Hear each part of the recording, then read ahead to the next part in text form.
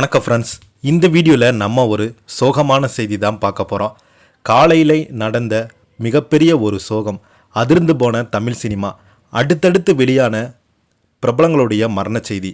வாங்க, யார் அந்த பிரபலம், அவருக்கு என்னாச்சு, என்ன தகவல்னு இந்த வீடியோவில் பார்க்கலாம். முதன்முறையாக நம்ம சேனலை பார்க்குறீங்கன்னா சப்ஸ்கிரைப் பண்ணாதவங்களா சப்ஸ்கிரைப் பண்ணிக்கோங்க. பெல் பட்டன் சிம்பளமிக்கு நம்ம சேனலோட நோட்டிஃபிகேஷனை எனபிள் பண்ணிக்கோங்க. நாங்கள் போடுற வீடியோ எல்லாமே உங்களுக்கு உடனுக்குடனே வந்து சேரும். வாங்க, என்ன தகவல்னு பார்க்கலாம். காலையிலேயே நடந்த சோகம். தமிழக அரசின் கலைமாமணி விருது வென்ற புகழ்பெற்ற பழம்பெரும் பாடகி ஜமுனா ராணி திடீரென காலமாகி போயிருக்கிறாங்க. பிரபலங்கள் இரங்கல் தெரிவித்து வருகிறாங்க. தென்னிந்திய திரையுலகின் பொற்காலத்தை தன் வசீகர குரலால் ஆண்ட மூத்த பின்னணி பாடகி கே ஜமுனா ராணி தனது 88 வயதில் காலமாகி போயிருக்கிறாங்க.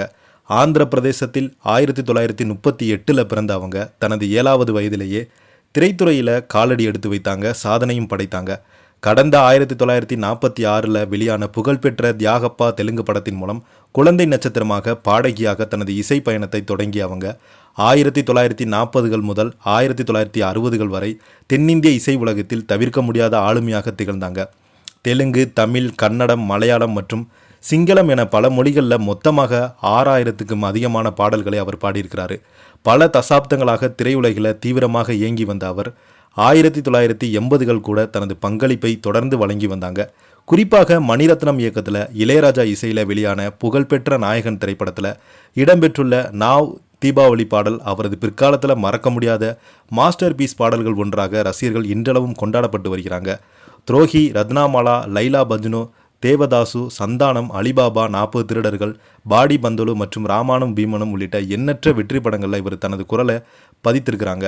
வெறும் தெலுங்குடன் நின்று விடாமல் தமிழ் திரையுலகில் தனது பன்முக திறமைகளை தனித்துமை குரல் வளத்தில் கோடிக்கணக்கான ரசிகர்களுடைய அவர் ஈர்த்தார். அவரது பாடும் திறனும் உணர்ச்சிகரமாக வெளிப்படுத்தும் தமிழ் சினிமா வரலாற்றில் தனி முத்திரை பதித்துள்ளார்.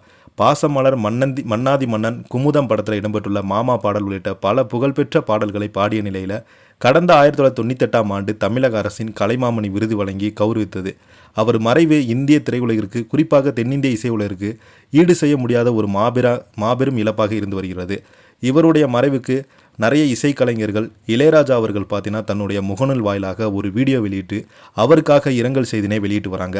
தொடர்ந்து பாடகர் மனோ அவர்கள் தன்னுடைய இரங்கல் பதினை வெளியிட்டிருக்கிறாங்க. சித்ரா அம்மா அவங்களும் தங்களுடைய ஆழ்ந்த இரங்கல் தினை தெரிவித்துட்டு வராங்க. இப்போ பார்த்தீங்கன்னா இவங்களுடைய மரணம் இந்திய சினிமாவை உலுக்கி எடுத்திருக்கிறது.